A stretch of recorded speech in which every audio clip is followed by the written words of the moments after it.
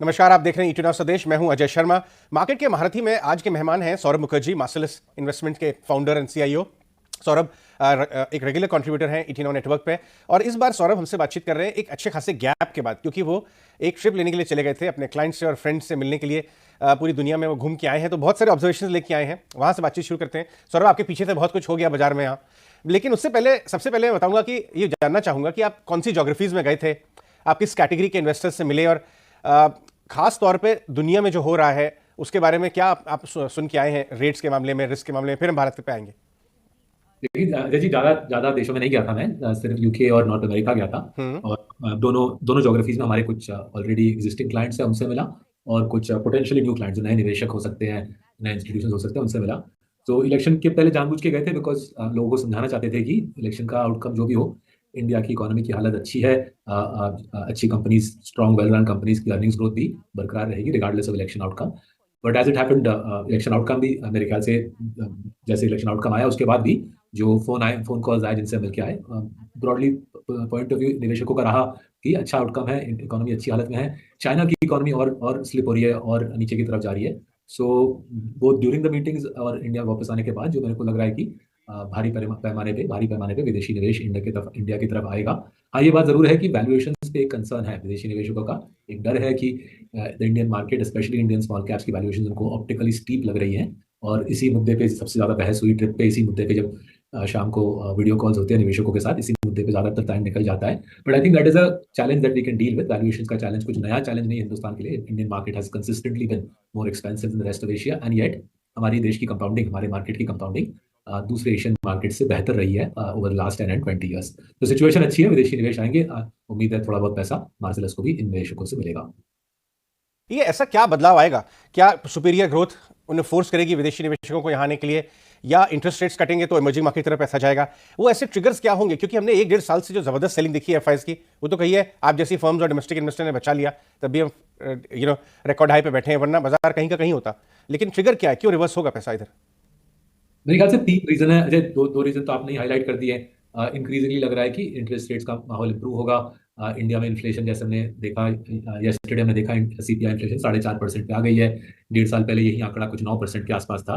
दूसरी बात, US inflation भी नीचे आ रही है, 3 के आसपास। इनफैक्ट फेडरल रिजर्व का जो चोजन मेट्रिक है वो तो 3 के नीचे चला गया है। और लग रहा है कि सितंबर अक्टूबर में फेडरल रिजर्व भी उनके इलेक्शन के पहले एक रेट कट दिला देगी। सो इंटरेस्ट रेट्स का माहौल नीचे जाएगा, which always helps high quality Indian equities, right. जो जो जो companies long term cash flow deliver करते हैं, जाहिर है अगर आप इंटरेस्ट रेट घटा दो, उस कंपनी की वैल्यूएशन बढ़ जाती है। तो वो एक ट्रिगर इमर्जिंग मार्केट्स के लिए जनरली अच्छा होगा, बट इंडिया के लिए स्पेसिफिकली अच्छा होगा, बिकॉज हमारे कंट्री में मोर देन चाइना, हमारे कंट्री में लॉन्ग टर्म कंपाउंडर ज्यादा है। दूसरी जो ड्राइवर है, जो एक कंसर्न है कि सरकार कोलिशन गवर्नमेंट है, ग्रोथ बरकरार रहेगी या नहीं। आई थिंक 1-2 क्वार्टर में वो कंसर्न भी सुलझ जाएगी, वो भी एड्रेस हो जाएगी। ग्रोथ मेरे ख्याल से बरकरार रहेगी। आई एम प्रीटी श्योर कि जो बजट हम जुलाई में देखेंगे, वो वाइल्स कंजम्पशन सेंट्रिक होगी, वो बजट ग्रोथ को प्रोत्साहन देगी।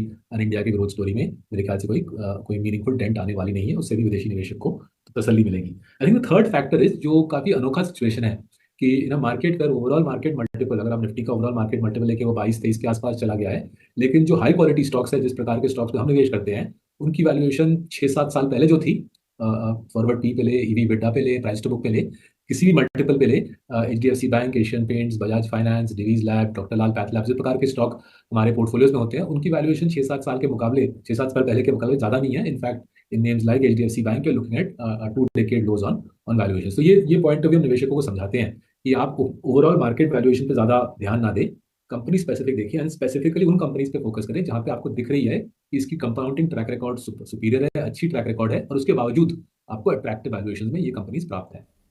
सौरभ, मुझे आपके हाइपोथेसिस पर संदेह नहीं है, लेकिन मैं एक क्वेश्चन करना चाहता हूं कि कहीं कहीं इसके अंदर ये रिस्क तो नहीं कि एक सेट ऑफ स्टॉक्स डीरेट हो रहे हैं कुछ रीजनों की वजह से, बढ़ते हुए कंपटीशन की वजह से। टेक्नोलॉजी अब एक ही कंपनी का मेनस्टे नहीं रह गया है, बहुत सारी कंपनी वही हाई ग्रेड टेक्नोलॉजी लेंडिंग में इस्तेमाल कर रही हैं। पहले टाइटन एक कंपनी थी जो प्रिसिशन ज्वेलरी बना के बेचती थी, अब बहुत सारी। कहीं ऐसा तो नहीं है रिस्क हम इसमें लें कि ये सारी कंपनियों में एक स्ट्रक्चरल डीरेटिंग चल रही है और हम इनमें पोजीशन कर जाएं, तो क्या हम 3-4 साल कुछ समय के अंडर परफॉर्मेंस को के में फंस सकते हैं? क्या क्या रिस्क तो नहीं? हाँ जी, तो देखिए, डीरेटिंग का सिलसिला 2022 और 23 में बिल्कुल चला। लास्ट 12 महीने में वो डीरेटिंग री रेटिंग बन गई है। एंड इसकी वजह है कि इस प्रकार का जो, इस लेवल का, इस स्तर का जो कंपाउंडर है, उस स्तर पे परफॉर्म करना, 20, 30, 40% रिटर्न ऑन कैपिटल दिलाना, फिर उसको री इन्वेस्ट करके धंधे को हर वर्ष 20-25% से बढ़ाना, वो किसी भी सेक्टर में ज्यादातर कंपनीज के लिए पॉसिबल नहीं है। सो अगर मैं देखूँ जनवरी 22 टू मार्च 23 जबरदस्त डी-रेटिंग हुई हमारे फ्लैगशिप पोर्टफोलियो की, मोस्ट कंसिस्टेंट कंपाउंडर जिसका नाम है। जनवरी 22 टू मार्च 23 हम 15 महीने में करीबन 14% नीचे गए। उस दौरान मार्केट 1-2% ऊपर था। फिर मार्च 23 से अगर हम देखें, we kept up with the Nifty, 24-25% की कंपाउंडिंग 14 महीने में आई है। एंड मोर स्पेसिफिकली अगर हम पी मल्टीपल्स की बात करें, काफी लोगों को पी मल्टीपल्स लेके बहुत दिलचस्पी होती है। अगर हम पी मल्टीपल्स की बात करें तो लास्ट 2 महीने में री रेटिंग जबरदस्त रही है। एट अ टाइम व्हेन जो पीएसयू वाला पैक था, मेटल्स माइनिंग वाला पैक था, कंस्ट्रक्शन वाला पैक था, वहां पे थोड़ी बहुत डी रेटिंग शुरू हुई है और हमारी थोड़ी बहुत री रेटिंग शुरू हुई है। सो हर चीज इस ये रेटिंग के साइकिल्स वो तो चलते ही रहेंगे, री रेटिंग डी रेटिंग के साइकिल्स चलते रहेंगे। बट जो अंडरलाइंग मेट्रिक्स पे फोकस रखना है वो है रिटर्न ऑन कैपिटल, कितनी मोटी आपकी रिटर्न ऑन कैपिटल आती है। As I said 25, 30, 35, 40% return on capital आना बहुत मुश्किल काम है, और उसको अगर आप री इन्वेस्ट करके धंधे को, अर्निंग्स को, मुनाफे को 20-25% से बढ़ावा दे सको, जो हमारे इन्वेस्टिंग कंपनीज दे पाते हैं, साल पे साल, दशक पे दशक आप अर्निंग्स इंजन को 20%, 25% से भगा पाओ, तो फिर ये रेस आप ही जीतोगे, हमारे निवेशी कंपनी ही जीतेंगे। और जो एज आई सेड सबसे दिलचस्प बात यह है कि इस प्रकार के, इस क्वालिटी के कंपाउंडर्स इंडिया पे 6-7 ईयर लोज पे प्राप्त है, इन सम केसेस 10 ईयर लोज पे प्राप्त है। सो किसी को अगर रेटिंग डी रेटिंग की चिंता है, वो वाला रिस्क भी ऑफ द टेबल है। री रेटिंग मतलब पी उठने का साइकिल शुरू हो गया है। बहुत बढ़िया, बहुत मतलब एकदम आप सिक्लिकल लो पे ले रहे हैं, यहाँ से आर्गुमेंट खराब होने के चांसेस एकदम सही हैं, एकदम है ही नहीं मतलब। ठीक है, आगे बढ़ते हैं। मैं आपसे ये जानना चाहूंगा कि पहले तो बाजार की चिंता थी, क्या कंटिन्यूटी रहेगी, और उसी हमने उतार चढ़ाव देखा, बहुत जबरदस्त उतार चढ़ाव। चलिए वो भी चिंता समाप्त हो गई, प्राइम मिनिस्टर साहब वापस आ गए। तब रहा कि पॉलिसी रिफॉर्म का क्या होगा, वो भी 4-5 की मिनिस्ट्री उन्होंने रिटेन कर लिए। आपका रिफॉर्म डायरेक्शन पे क्या व्यू है, क्या रिफॉर्म उसी तेजी से चल पाएंगे? कोलिशन गवर्नमेंट में लोग सवाल उठा रहे हैं उनकी दृढ़ता का, कि क्या इसी मजबूती से रिफॉर्म प्रोसेस, शायद ये भी आपकी बातचीतों में आया होगा इन्वेस्टर्स की, क्या व्यू है? देखिए, एक जो चीज मैं काफी सालों से निवेशक को बोलता हूँ कि ये रिफॉर्म का जो टैग है, ये बहुत ही ओपन एंडेड टैग है।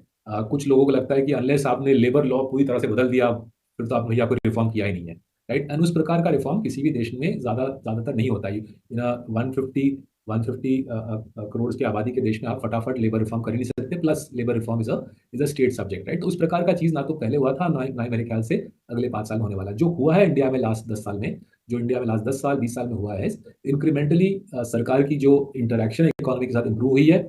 जैसे हम देखें, जीएसटी का जो टैक्स कलेक्शन का ढांचा है काफी स्मूथली चलता है, टैक्स इवेजन घटी है, tax collection are growing faster than GDP.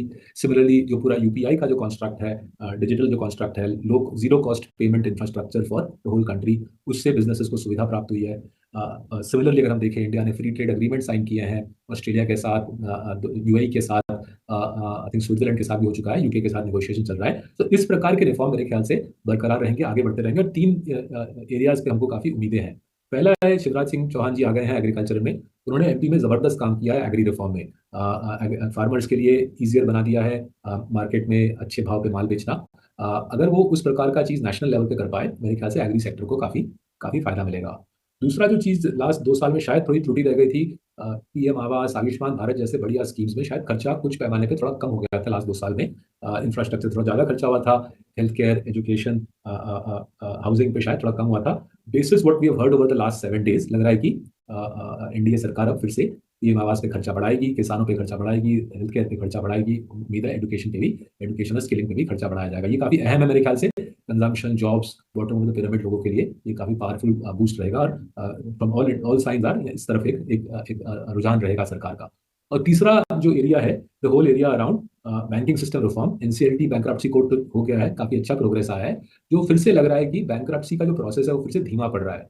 जो क्रेडिटर्स हैं चालाकी करके बैंक्रप्सी प्रोसेस को धीरे जैम कर रहे हैं कोर्ट्स का इस्तेमाल करके। उम्मीद है कि आरबीआई, फाइनेंस मिनिस्ट्री मिलकर फिर से और एक झटका देगी इस होल बैंक्रप्सी प्रोसेस को, जिससे रिकवरीज बढ़े। बिकॉज इससे मेरे ख्याल से क्या होगा, banks will become that much more eager to finance the private sector capex cycle. Private sector capex में अच्छे साइंस आ रहे हैं। अगर ये पूरा बैंक्रप्सी कोड का इम्प्लीमेंटेशन को थोड़ा और स्मूथ कर दिया जाए, मेरे ख्याल से we will see the next layer of improvement coming through in the banking system. Right, ये आपने बहुत अच्छी बात बोली। इसमें एक और चीज निकल के आ रही है कि पिछले 10 सालों में, स्पेशली 3-4 सालों में, सिवियर टियर 2, टियर 3 और रूरल साइड में दिक्कतें हुई हैं। के शेप रिकवरी की बातचीत भी तभी निकल के आई कि वैल्यू कैटेगरीज में कुछ हुआ नहीं, क्योंकि वो नीचे तबके को सर्व करती हैं जहां बहुत इकोनॉमिक स्ट्रेस था। अब आपको लगता है गवर्नमेंट जो है उस तरह देखेगी, वहां पैसा भी डालेगी, हाउसिंग वगैरह वगैरह ज्यादा होगा, कल अनाउंसमेंट्स भी आए, तो उस वैल्यू कैटेगरी के कंपनीज की तरफ देखना चाहिए? तो देखिए, आई थिंक जो आप इशारा कर रहे हो अजय, मैं उस इशारे से मैं मंजूर हूँ, क्योंकि इलेक्शन फिर से आ रहे हैं। आई थिंक अक्टूबर में है महाराष्ट्र, हरियाणा, झारखंड। सो काफी अहम स्टेट्स हैं, एंड मेरे ख्याल से given the results of the general election, it looks like budget के अलावा भी I think pro poor intervention होंगे, प्रो पुअर पॉलिसीज आने की प्रोबेबिलिटी बढ़ रही है। और वाइल्ड आई वोट से कि जाके हर एक एफएमसीजी स्टॉक खरीद लेना है और हर एक लो इनकम स्टार्टअप पे फोकस स्टॉक खरीद लेना है, I don't think it's as easy as that. But ये जरूर है कि जो जिन स्टॉक्स का फोकस है, जिन स्टॉक्स का मेन एड्रेसेबल मार्केट है, द नीचे का डंडा ऑफ के, द नीचे का डंडा ऑफ के, जिन स्टॉक्स का एड्रेसेबल मार्केट प्राइमरीली के का नीचे का डंडा है, उनकी आई थिंक प्रोस्पेक्ट्स इंप्रूव हो रही है। इसको मद्देनजर रखते हुए अगर निवेश किया जाए तो अच्छे रिजल्ट्स आने की संभावना ज़्यादा है। सो फॉर आवर पार्ट, हमने इलेक्शंस के 2 महीने पहले ये पूरा सिचुएशन को जांचते हुए, समझते हुए गोदरेज एग्रोवेट में काफ़ी बड़ा निवेश किया है। हमारे मल्टीपल फंड्स में गोदरेज एग्रोवेट लिया है, उन फंड्स में मेरा भी निवेश है, मेरे पेरेंट्स का भी है और हमारे क्लाइंट्स का भी हो गया है। हमारी उम्मीद है कि through a combination of the crop protection business, the vegetable oil business, their dairy business, their animal feed business, Godrej Agrovet will be able to drive good compounding, 20-25% compounding for us in the next couple of years. जैसे मैंने बोला, शिवराज सिंह चौहान जी का agree ministry में आना भी मेरे ख्याल से काफी अहम है। Is a very experience minister, super track record है मध्य प्रदेश में इस क्षेत्र में काम करने का। ये ब्रॉडर स्पेस जहाँ पे के का जो लोअर वाला डंडा है उसको थोड़ा प्रोत्साहन मिले, आई थिंक वो स्पेस आगे बढ़ने की, स्पेस में एक जंप आने की उम्मीदें काफी हाई है। सौरभ, एक कुछ यूनिक कंपनीज बन रही है इंडिया में, वो एक तरह से जैसे बर्कशायर हैथवे कंपनी है, एक इन्वेस्टमेंट कंपनी और नीचे बहुत सारे ऑपरेटिंग बिजनेसेस हैं। कुछ लोग कह रहे हैं ट्यूब इन्वेस्टमेंट डायरेक्शन में जा रही है। हमने हाल ही में देखा, उन्होंने मोबिलिटी में पैसा रेज किया, और उनके जो रिलायंस साहब हैं, बहुत ही शानदार मैनेजमेंट, वो बहुत फ्यूचरिस्टिक टाइप के मैनेजमेंट है और वो 8-10 साल के बड़े प्लान्स बना रहे हैं। आपका ट्यूब में व्यू है, ये कैसी बन सकती है कंपनी? ये क्या एक यूनिक कंपनी बन रही है इंडिया में? इसके बारे में कुछ बताएं। हाँ जी, आई थिंक ट्यूब पे जब अभी आता हूँ, बट आई थिंक जो आपने जो उससे भी दिलचस्प मुद्दा जो छेड़ा है अजय, जो बर्कशायर हैथवे का जो टेम्पलेट है, आई थिंक वो दूसरे जागरूक प्रमोटर भी फॉलो कर रहे हैं। So if you ask me, Godrej Agrovet, अगर मैं केस लूँ, गोदरेज एग्रोवेट के नीचे की 75% ऑन सब्सिडरी ऑलरेडी लिस्टेड है, एस्टेक लाइफ साइंसेज। एंड मेरी जो उम्मीद है कि आने वाले वर्षों में Godrej Agrovet becomes a holding company much like Berkshire Hathaway, and they already have one listed subsidiary, Astec life sciences. मेरी उम्मीद है कि आगे जाते हुए वर्षों में और भी अगर इस प्रकार की वो सब्सिडरीज बनाए, because they have highly profitable cash generative businesses, and rather than keeping them inside one conglomerate, अगर हर एक को एक मार्केट में लिस्टिंग दी जाए तो सबका भला होगा। उस स्टॉक को भी, उस कंपनी के मैनेजमेंट, सब्सिडरी के मैनेजमेंट को भी एक्सपोजर मिलेगा,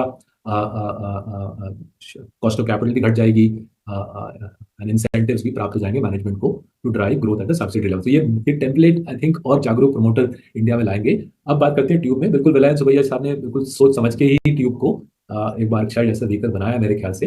उनकी जो समझ है not just about how to invest money, but उनकी जो समझ है how to improve efficiency in manufacturing businesses, it is unbelievable how clear he is in his thinking.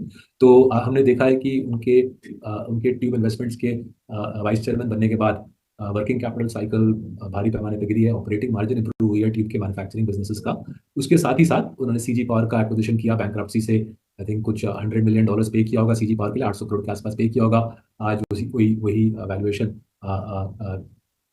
Tube के मार्केट कैप का आधा बन गया है, करीबन $5 बिलियन उनकी वैल्यू आ गई है from the acquisition of CG power.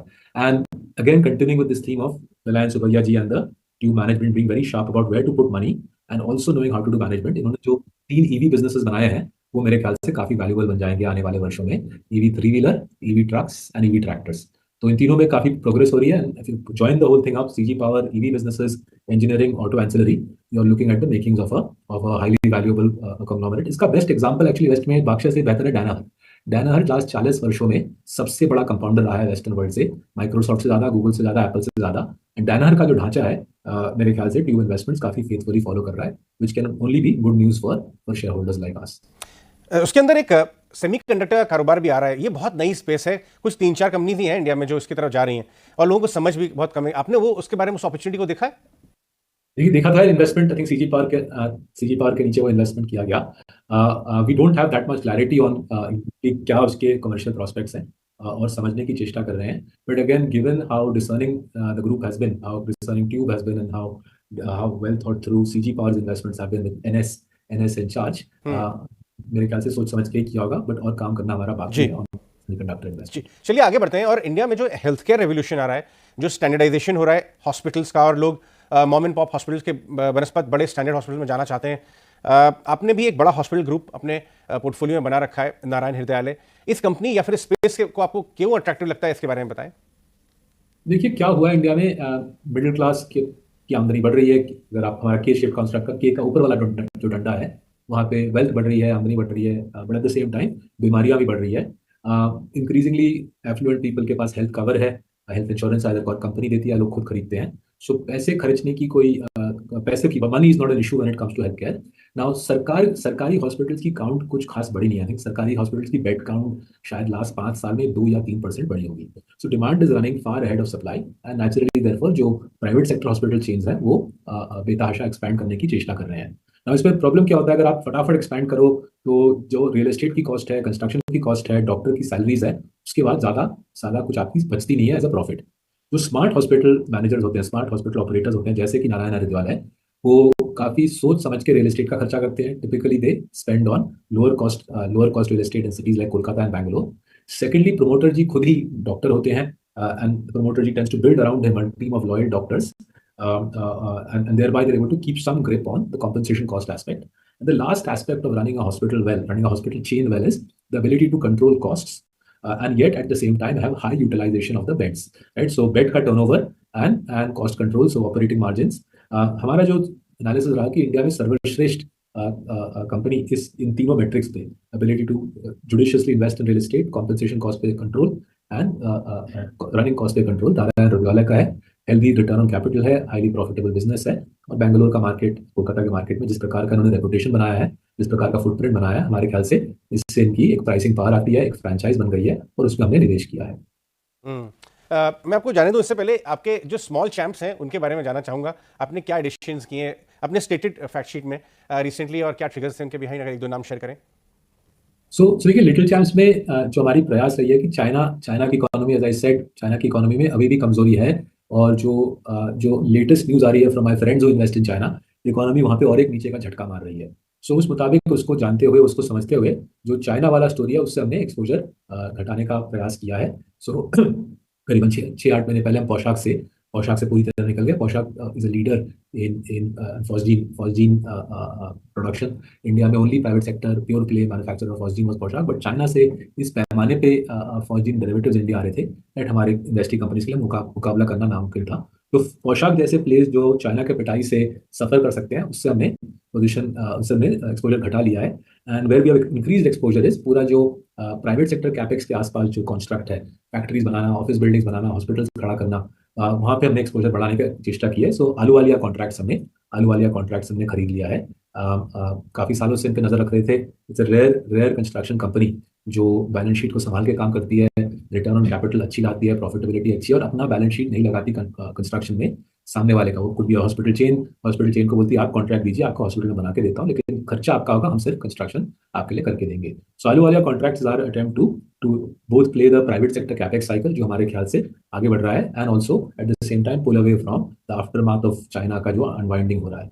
इसी के सिमिलर वेन पे हमने इंडिया के डेमोग्राफिक कॉन्स्ट्रक्ट को मद्देनजर रखते हुए सरकार का जो नल से जल प्रोग्राम है, हमारे ख्याल से वो उसको और प्रोत्साहन मिलेगा। हमने यूरेका फॉर्ब्स में निवेश किया है करीबन 2 महीने पहले। यूरेका फॉर्ब्स एक्वागार्ड ब्रांड का मालिक है। एक्वागार्ड इज जो जेरोक्स फोटोकॉपी के लिए है, एक्वागार्ड पीने के पानी के लिए है। जैसे जैसे नल से जल को और प्रोत्साहन मिलता है, जल जीवन मिशन को और प्रोत्साहन मिलता है, हमारे ख्याल से और घरों में वाटर फिल्टर लगेगा। This is the leading brand in that space. कुछ 2 और कैपेक्स प्लेस पे हम निवेश कर रहे हैं। वंस दैट्स डन, इस महीने के एंड में मैं बात कर पाऊंगा, but these are 2 more private sector capex plays जिनमें हम निवेश करके अपना एक्सपोजर बढ़ा रहे हैं। शानदार सौरभ, बहुत शुक्रिया आज हमें समय देने के लिए। अपने मैक्रो व्यू देश के बारे में और इंडिविजुअल आइडियाज जहाँ पे कुछ फेरबदल किए हैं आपने अपने पोर्टफोलियो में, सभी हमारे साथ इतनी कंफर्टेबली डिस्कस करने के लिए धन्यवाद।